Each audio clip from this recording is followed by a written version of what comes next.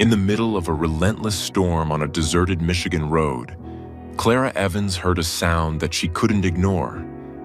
A desperate cry piercing through the downpour.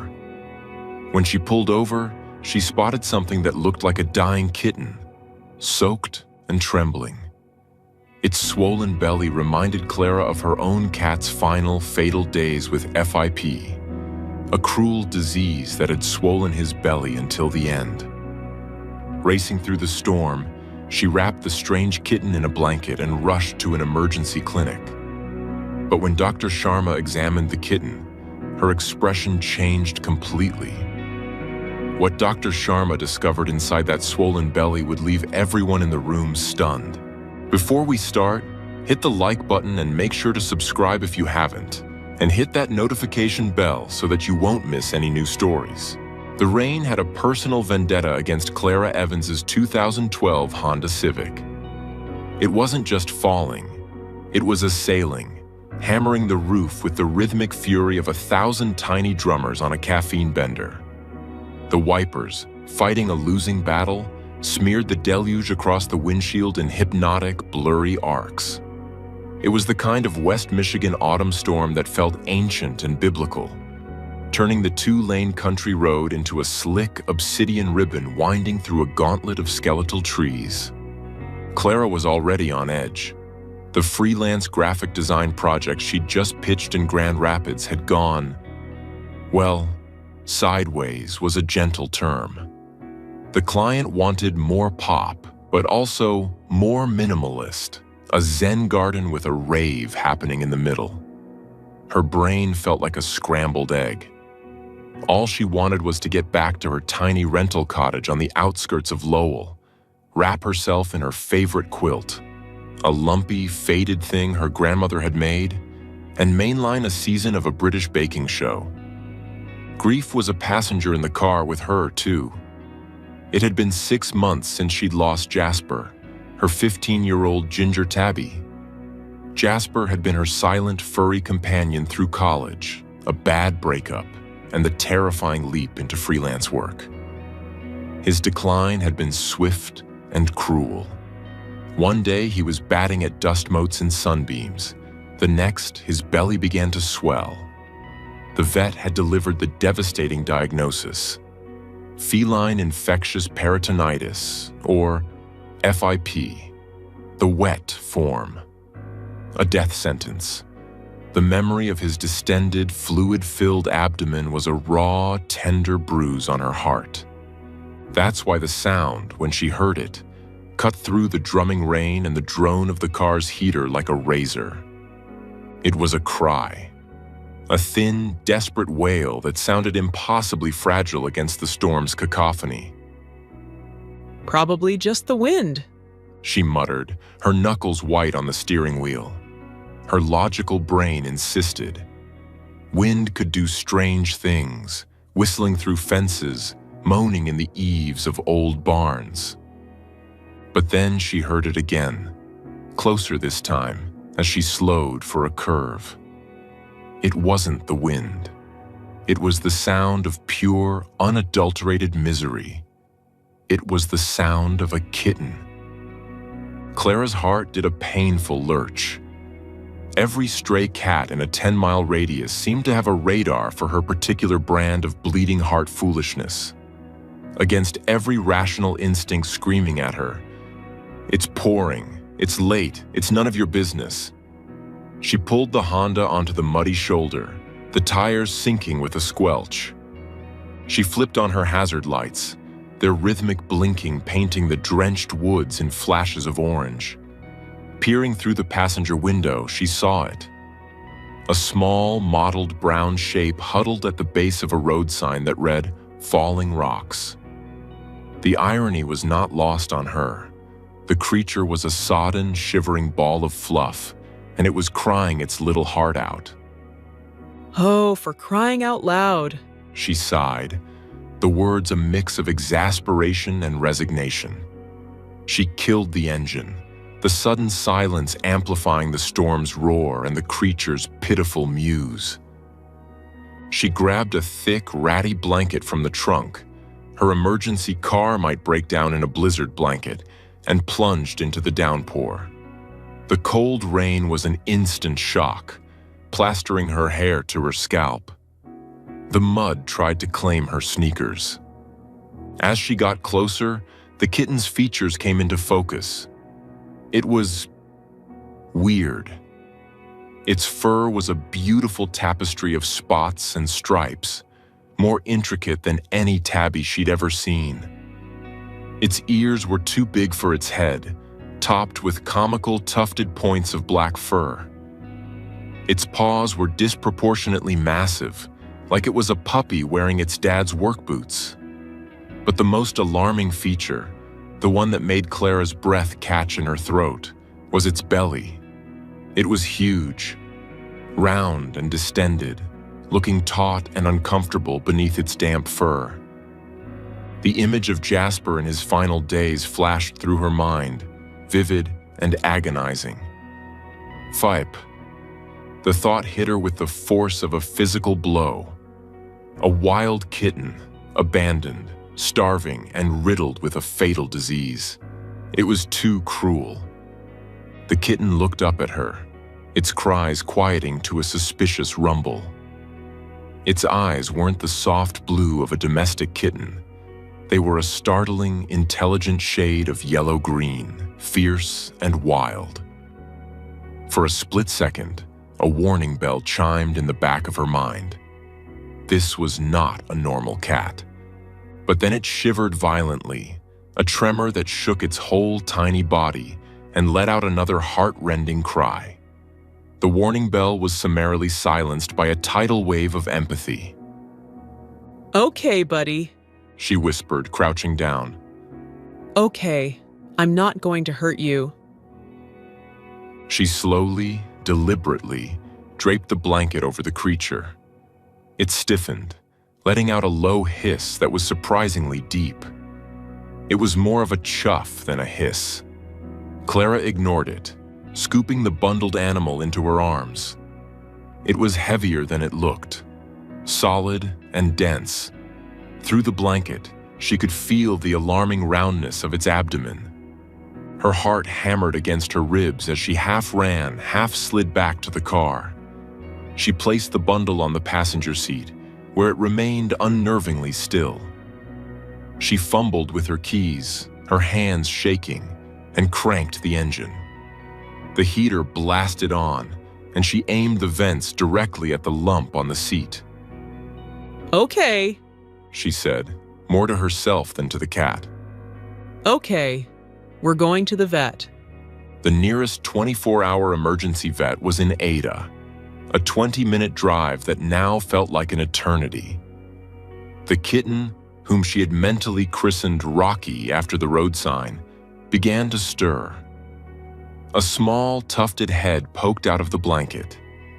It stared at her, not with fear, but with a look of profound, almost regal indignation. It seemed less like a rescued stray and more like a tiny, furry monarch who had been grievously inconvenienced.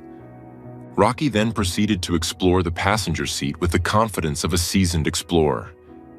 He, she, it sniffed the gear shift, batted at the dangling air freshener, a pine tree that had lost its scent a year ago, and attempted to climb the dashboard. Clara found herself in the surreal position of driving through a monsoon while intermittently batting a wild-looking cat off her instrument panel. No, Rocky, no, down. That's the... Oh, you turned on the rear defroster. Well, thank you, I guess. The drive was a chaotic ballet of swerving, pleading, and fending off surprisingly strong paws. Every so often, she'd glance at his swollen belly and the cold dread would return, eclipsing the absurdity of the situation. This poor, brave, weirdly confident little creature was dying. She had to get him help. Dr. Anya Sharma believed she had seen everything. In her 15 years as an emergency veterinarian, she'd treated dogs that had eaten entire Christmas turkeys, cats that had fallen from third-story windows and landed with indignant grace, parrots with vocabularies that would make a sailor blush, and one memorable iguana who developed a taste for Barbie doll heads. She was unflappable, a beacon of calm in a world of animal-induced chaos. So, when a soaked, frantic young woman burst through the clinic doors at 8 p.m., cradling a lumpy blanket and babbling about a kitten with FIP she'd found on the side of the road, Anya simply nodded to the receptionist and prepared for another routine Tuesday night. Exam room 2, she said, her voice calm and even. A few minutes later, she pushed open the door. The young woman, Clara, was pacing the small room, her sneakers leaving muddy footprints on the linoleum. The blanket bundle was on the stainless steel examination table, and it was vibrating. A low, continuous rumbling sound emanated from it. Good evening. Dr. Sharma said, washing her hands at the sink. I'm Dr. Sharma. You have a kitten for me? Yes, Clara said, her words tumbling out in a rush. I found him on the side of the road in the rain. He's so cold, and he has these weird ears and giant feet. But the main thing is his belly. It's huge. My last cat, Jasper, he had FIP, the wet form, and his belly looked just like this right before the end. I think this little guy has it, and I know the prognosis is bad, but there are new treatments, experimental ones, and I have some savings. I can pay for it, whatever it takes. We just have to help him. Dr. Sharma nodded sympathetically, her eyes kind. She'd heard variations of this speech 1,000 times. The desperate hope, the projection of past traumas onto a new animal. Okay, let's take a look at him. Deep breaths. You did a very good thing bringing him in. Clara looked momentarily relieved. Dr. Sharma approached the table and gently peeled back the blanket. And then she paused. For the first time in perhaps a decade, Dr. Anya Sharma was flapped. Staring up at her with unblinking, primordial yellow eyes was not, by any reasonable definition, a domestic kitten. The tufted ears, the ruff of fur around its face that hinted at future mutton chops, the distinct rosette spots, and the sheer, disproportionate size of its paws. It was all wrong, and all very, very right for a different species. Ma'am? Dr. Sharma said, her voice carefully neutral as she reached for a pair of gloves. Where exactly did you say you found this kitten? On Brookside Road, near the Fallisburg Park entrance. Clara said, wringing her hands. He's a stray, obviously. Maybe a Maine Coon mix. He's got the ears for it, sort of. Dr. Sharma did not point out that Maine Coons have tufts inside their ears, not 2-inch-long black antennae sticking off the tips.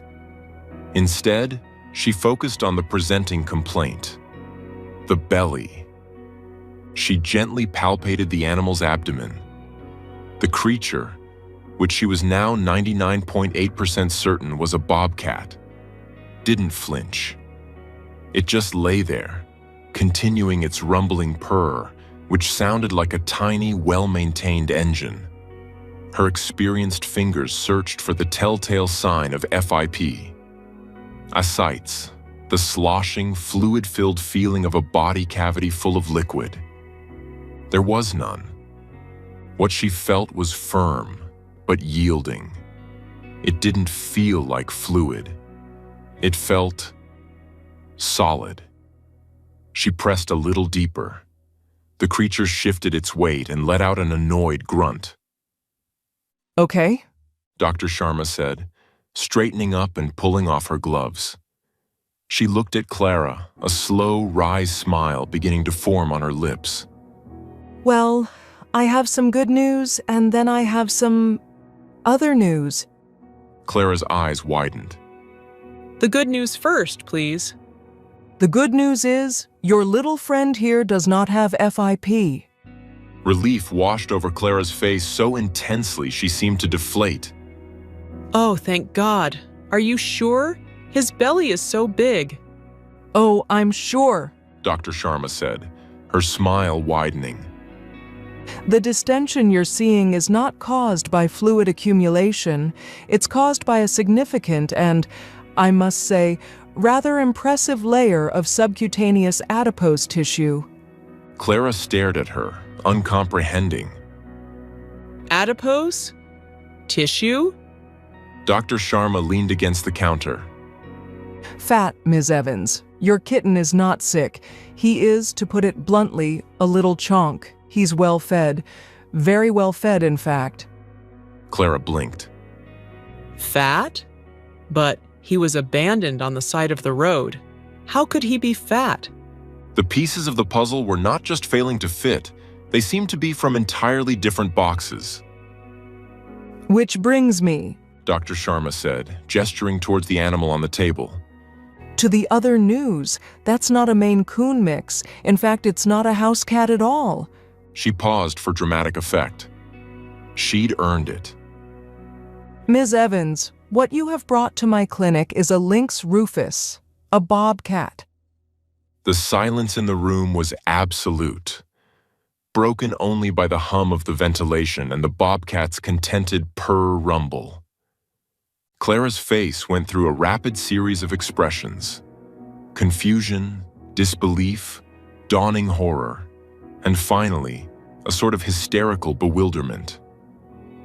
A what? A bobcat. Dr. Sharma repeated patiently.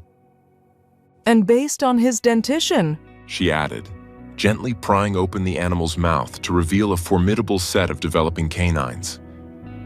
he's not a tiny kitten either. I'd put him at about 7 or 8 months old. Clara stared from the vet to the animal on the table.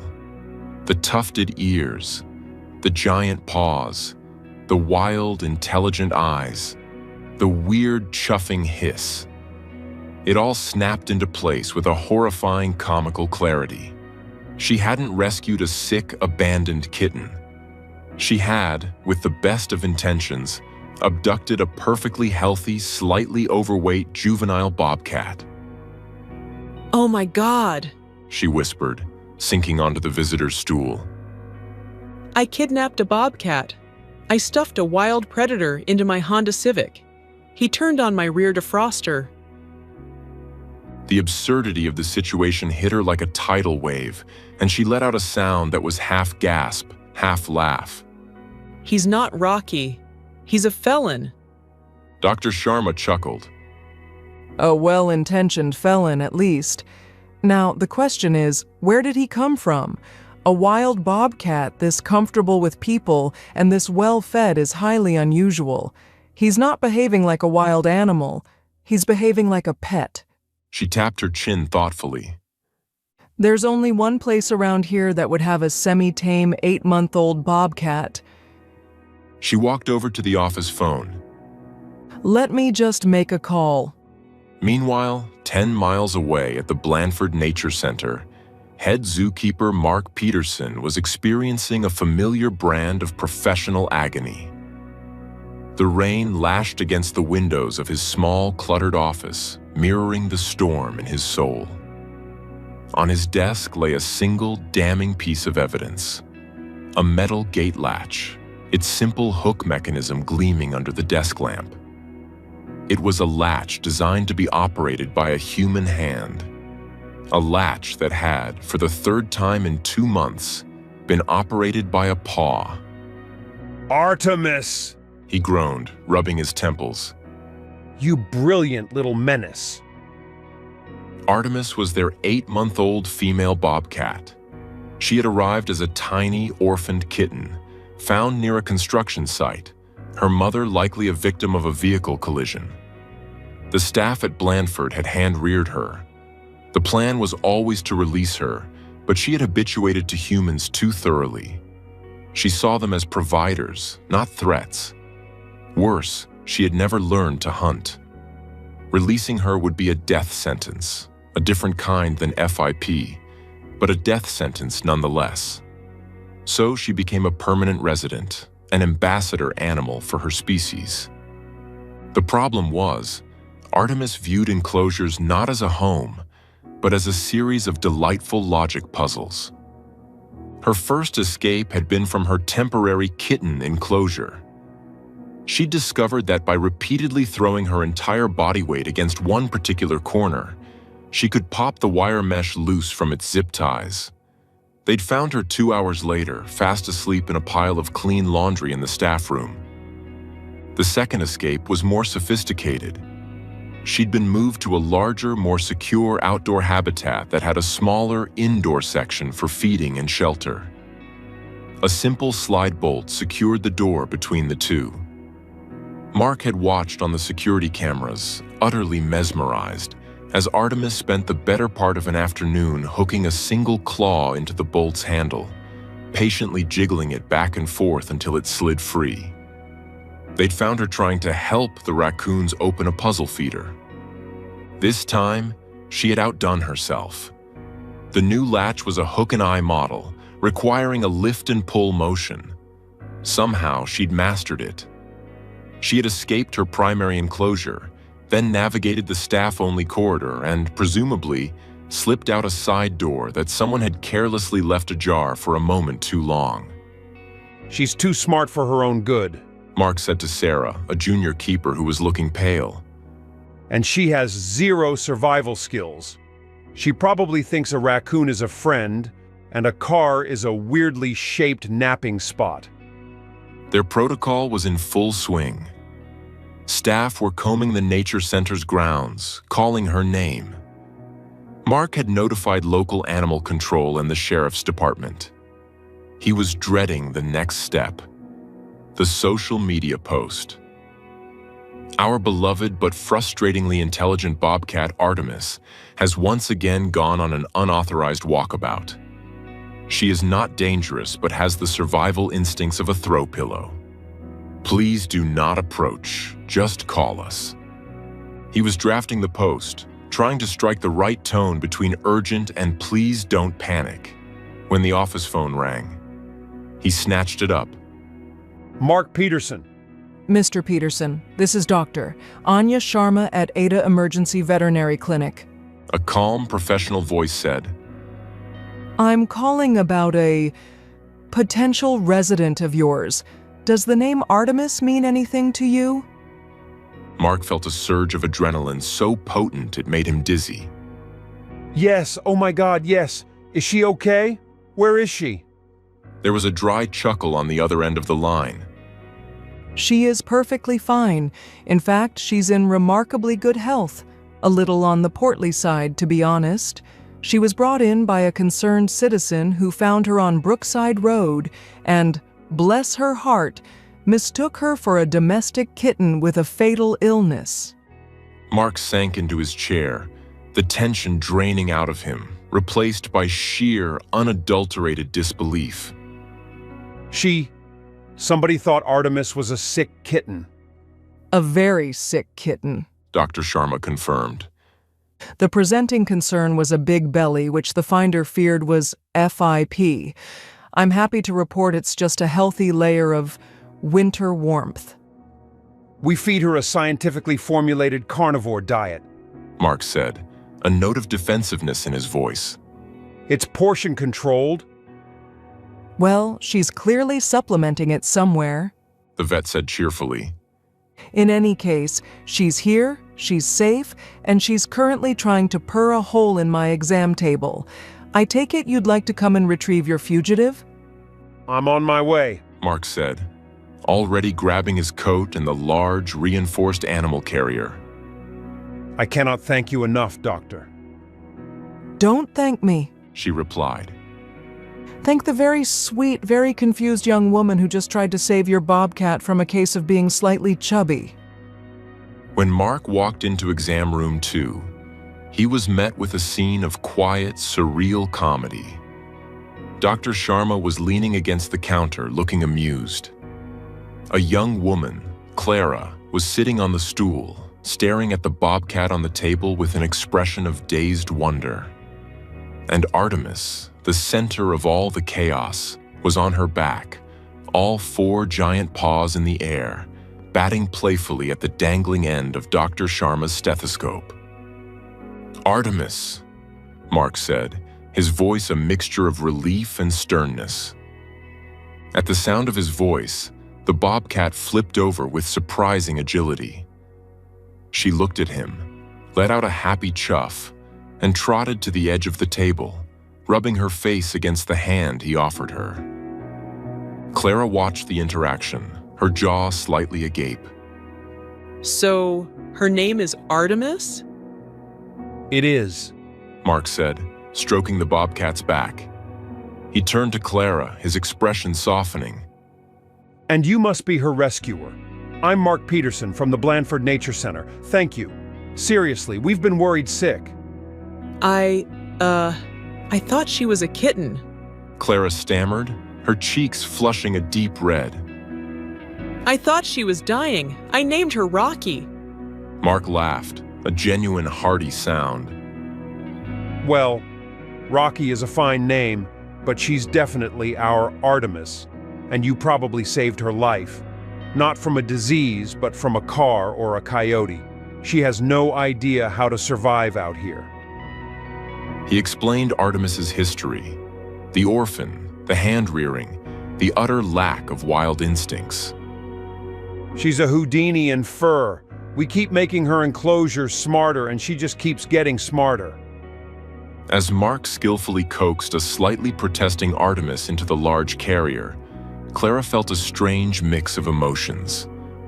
Embarrassment, certainly, but also a profound sense of relief and a pang of sadness. The little creature she had been prepared to spend her savings on, to fight for, wasn't hers to save. The heart-wrenching story she had constructed in her head had evaporated, replaced by a hilarious, much happier reality. I'm so sorry for the trouble, Clara said as Mark prepared to leave. Trouble? Mark said, hoisting the carrier. You went out in a storm to save an animal you thought was suffering. That's not trouble. That's compassion. The world could use a lot more of that. He paused at the door.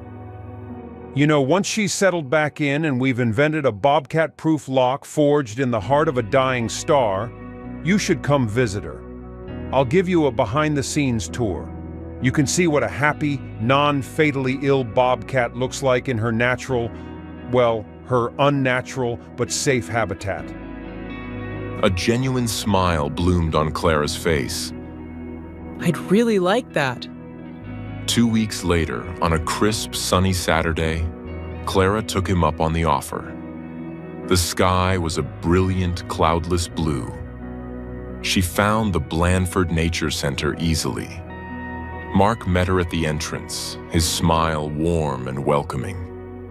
He led her past the public displays, through a staff-only door, and into the back area where the ambassador animals were housed.